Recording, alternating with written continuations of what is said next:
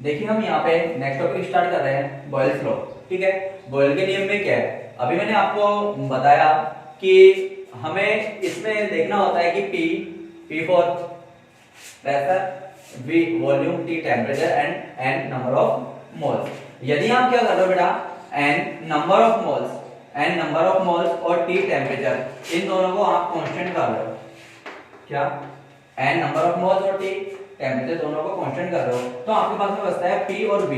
तो आपको पता हो गया कि P inversely proportional to V, यानी आपके पास में कोई भी गैस दी हुई है और उस गैस के नंबर ऑफ मोल्स फिक्स है पहले से, यदि उस गैस का टेम्परेचर भी फिक्स कर दिया जाए तो उस गैस का दाब उसके आयतन के व्युत्क्रमानुपाती होगा। अब देखिए बेटा कि P इक्वल टू, अगर आप ये साइन हटाओगे तो आपको कोई नियत वैल्यू अप्लाई करना होगा। आप लोगों ने ये कांस्टेंट अपॉन V, तो देखिए बेटा ये क्या हो गया, PV इक्वल टू नियत। तो PV इक्वल टू नियत किसके अकॉर्डिंग होता है बेटा, बॉयल्स लॉ के अकॉर्डिंग होता है। यहीं पे बेटा अगर अपन बात करना चाहें कि अपने पास में सपोज करो ये कोई दो कंटेनर है, ये अपने पास में कंटेनर A है और ये अपने पास में बेटा कंटेनर B है। ये दोनों एक फिक्स टेम्परेचर पे रखे हुए हैं, यानी ये दोनों कंटेनर एक कांस्टेंट टेम्परेचर पे रखे हुए हैं। इसका प्रेशर P1 है, इसका वॉल्यूम V1 है, इसका प्रेशर P2 है और इसका वॉल्यूम V2 है। तो बेटा अगर अपन बात करना चाहें for container A, for container A container के लिए क्या होना चाहिए बेटा, P1 V1 इक्वल टू नियत। और बताओ सेकंड वाले के लिए for container B, container B के लिए क्या होना चाहिए बेटा, P2 V2 इक्वल टू नियत। अरे भाई आ रहा है ना, हाँ बिल्कुल आएगा। तो देखिए कि अगर ये दोनों क्वांटिटी नियत है तो बेटा आप यहां से क्या लिखोगे कि P1 V1 equal to P2 V2। तो देखिए बेटा ये कब होता है, P1 V1 equal to P2 V2 Boyle's law के अकॉर्डिंग होता है बेटा। अब आप लोग देखिए कि अगर आप P और V के बीच में ग्राफ बनाना चाहो तो बेटा कैसा बनेगा ग्राफ, इस ग्राफ के बारे में बेटा बात करते हैं। ठीक है, graph between P and V। देखिए बेटा P और V एक दूसरे के व्युत्क्रमानुपाती हैं, तो देखो बेटा व्युत्क्रमानुपाती का ग्राफ कैसे बनता है, रेक्टेंगुलर हाइपरबोला बनता है क्या। तो ये देखो इस प्रकार का बन गया। अब ये ग्राफ बेटा इस प्रकार का बना, तो ये ग्राफ है ना, मतलब कौन सी राशि को व्यक्त कर रहा होगा, जिस राशि को आप नियत मानते हो ये ग्राफ उस राशि को व्यक्त करता है। तो बेटा ये ग्राफ व्यक्त कर रहा है टेम्परेचर को। अब हमारे पास में देखो बेटा कुछ इसी प्रकार का पहले क्वेश्चन पूछा जा चुका है।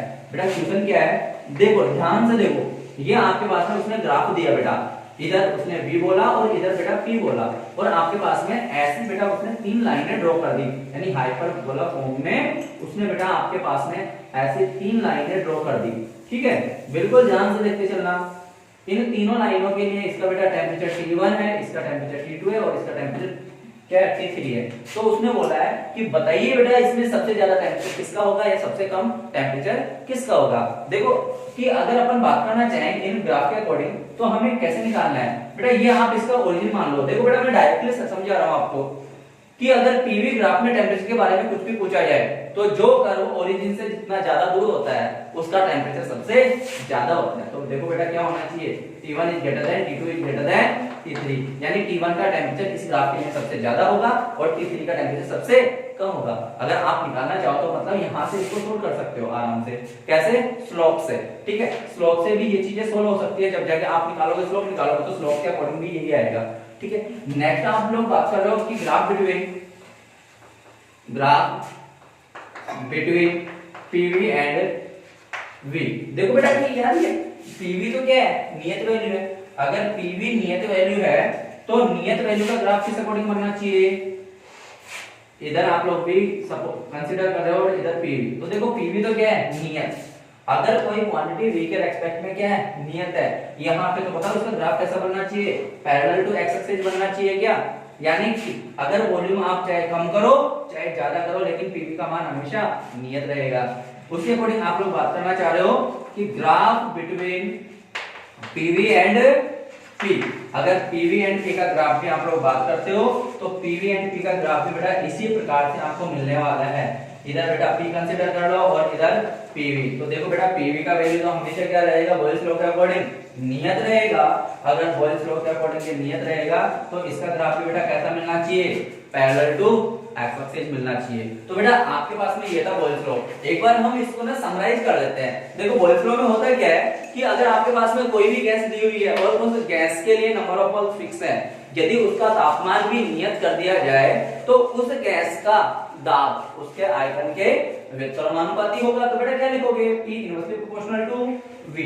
देन देखो ये प्रोपोर्शनल साइन हटाने के लिए आपको कांस्टेंट वैल्यू अप्लाई करना पड़ा, आपने अप्लाई किया तो देखो कितना हुआ कि PV इक्वल टू कांस्टेंट। तो PV इक्वल टू कांस्टेंट किस रूल के अकॉर्डिंग होता है बताइएगा मुझे, किस रूल के अकॉर्डिंग होता है, बॉयल्स लॉ के अकॉर्डिंग होता है। आपने सपोज किया आपके पास में ये कंटेनर A है और ये कंटेनर B है।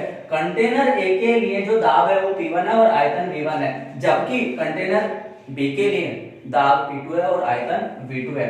यानी दोनों कंटेनर एक नियत तापमान पे रखे हुए हैं। तो अगर अपन कंटेनर A के लिए बात करना चाहें तो देखो बेटा कंटेनर A के लिए देखो बात क्या हो रही है कि P1 V1 इक्वल टू नियत, और कंटेनर B के लिए बात करना चाहें तो बेटा कितना होगा P2 V2 इक्वल टू नियत। अब देखो ये दोनों वैल्यू क्या है, एक कांस्टेंट टेंपरेचर पे है, तो ये दोनों वैल्यू भी इक्वल होने चाहिए।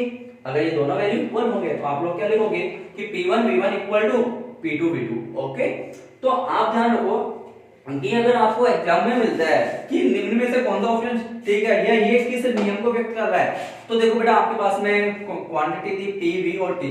देखो इसमें कौन सी क्वांटिटी एब्सेंट है, देखो इसमें टेम्परेचर एब्सेंट है। टेम्परेचर से बेटा क्या बनता है, टेम्परेचर बनता है बॉइलिंग, ठीक है, और बॉइलिंग क्या है, बॉयल्स लॉ है। तो बॉयल्स लॉ के अकॉर्डिंग क्या मिलेगा PV।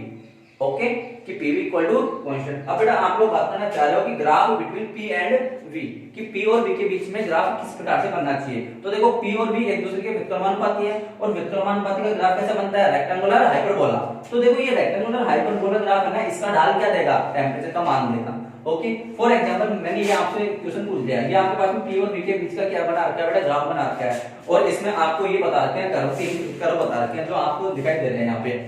फर्स्ट वाले जो कर्व है उसके लिए टेम्परेचर T1 है, सेकंड वाले के लिए T2 है, उसके लिए क्या है मतलब ना T3 है। उसने पूछा है आपसे कि सबसे ज्यादा टेम्परेचर किसका होगा और सबसे कम टेम्परेचर किसका होगा। तो आप लोग को मैं डायरेक्टली बताता हूँ कि PV वक्र में जो वक्र मूल बिंदु से जितना ज्यादा दूर होता है उसका टेम्परेचर सबसे ज्यादा होता है, और जो वक्र मूल बिंदु के जितना पास होगा उसका टेम्परेचर उतना ही कम होगा। तो देखो बेटा ग्राफ से देखते हो तो ये क्या बन जाएगा कि T1 is greater than T2 is greater than T3, यानी T1 का तापमान सबसे ज्यादा होगा और T3 का तापमान सबसे कम होगा।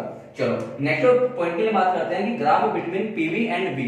तो देखो बेटा PV, देखो PV तो बॉयल्स लॉ में बेटा क्या है, एक नियत मान है, और ये नियत मान का ग्राफ खींचा जाए तो ये क्या बनना चाहिए बेटा, पैरेलल टू एक्स एक्सिस, यानी एक्स एक्सिस के समांतर बनना चाहिए। ओके, अब बात कर रहे हैं बेटा कि graph between PV and P। देखो यहाँ पे भी क्या है, PV का मान नियत है, और P के रेस्पेक्ट में आप क्या कर भाई इसमें क्या कर रहे हो कि ग्राफ बना रहे हो, तो PV का मान भी यहाँ पे नियत होगा, तो ये मान भी आपको किस प्रकार से मिलना चाहिए कि parallel to X axis. Okay बेटा, एंड डाउट नो।